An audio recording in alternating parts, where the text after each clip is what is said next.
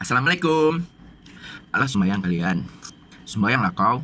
Mempakaikan orang kau nomor satu. Mahina orang kau nomor satu. Utang dak kau bayar tu. Sudah tu dak lo kau sembahyang. Apa yang diharapkan dari diri kau? Pandai lo kau mahina orang tu. Aja tulis sembahyang. Tapi perangai kurang ajar. Berutangnya dari kau. Walaupun perangainya kurang ajar, ini masih ingat sembahyang. Kau? Alah perangai kurang ajar, dak lo sembahyang. Karakter orang yang mau lah banyak berserak di Facebook, Instagram, YouTube dan media sosial lainnya. Suka hati saya komen di beranda orang, di Facebook orang, di video orang tanpa mendahulukan etika dia. Ada tuh salah satu orang yang rajin banget komen di Instagram dan masalah video-video dia. Ada unsur LGBT mah. Kayak dia ranah minang awak koko. Dia sementara datanglah dampo, datanglah tsunami, mati anak cecawak. Deh, apa yang postingan kau? Hebat banget LGBT deh kau tuh, bisa mendatangkan tsunami kampo. Kau ingat LGBT Avenger? Makanya, waktu kau sekolah tuh, kau tangan guru kau menarangan. Kau indak lonceng istirahat yang kau ingat. Babunyi lonceng istirahat kau nomor satu keluar. Sudah tuh kau lari ke kantin, kau balik martabak 3, kau makan kerupuk sate, kau lantak lontong. Lakanya pari kau tuh mengantuk lah. Di pelajaran berikutnya kau masuk kelas, tak kalau dadangnya kau berikut lah menyisau orang.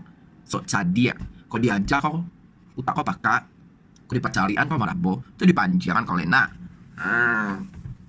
Makanya kalau kau betul-betul pengen atau ingin Nio membahas masalah LGBT itu, bahas secara totally speaking English right now ada deh kau.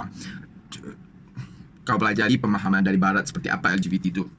Kau pahami secara masyarakat kita penerimaannya dan pemahamannya LGBT itu seperti apa. Dan di lingkungan sekitar kau pun pasti ada LGBT juga. Kau pahami kehidupan dia. Dan yang paling utama, kau pahami secara Islam. Banyak ustaz yang bisa kau dengar. Kayak Adi Hidayat memberi pemahaman, Ustaz Hanan Ataki memberi pemahaman, Ustaz Zakir Naik dan beberapa ustaz lainnya. Nah, dari pemahaman-pemahaman mereka tuh, tolonglah kau ambil yang elok-eloknya. Sudah itu kau aplikasikan dalam kehidupan kau. Kau indah ilmu setengah yang kau dapat, sudah tu kau sok jadi lo. Kau hakimi lo orang.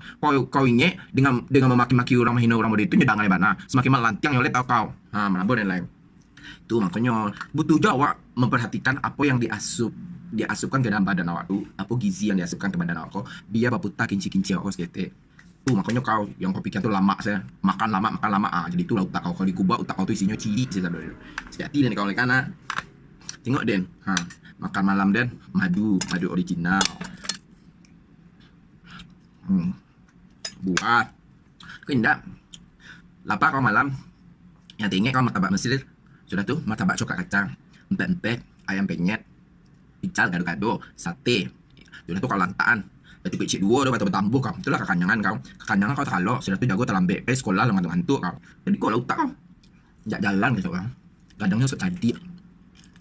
Nah, dalam Islam, awak pun diajari adab untuk menasihati orang. Ketika awak tidak suka dengan seseorang tu, kita ada aturan untuk menasihatinya. Tarik dia, jangan dipermalukan di depan orang ramai. Dinasihati secara face to face. Paham kau face to face tu? Wajah ke wajah. Tak jauh paham kau wajah ke wajah. Adu dua kau. Adu dua kau nasihati yang kau lakukan kau menurut pandangan dia tak baik, sebaiknya kau berubah. Kalau tak mendengar dia cukup kau doakan lo. Dah lo kau pasuk apa yang kau inginkan terjadi kayaknya doh. Mana bisa. Abak kau sampai kini tak bisa majar kau. Itu orang lo kau ajar. Hati ni kau.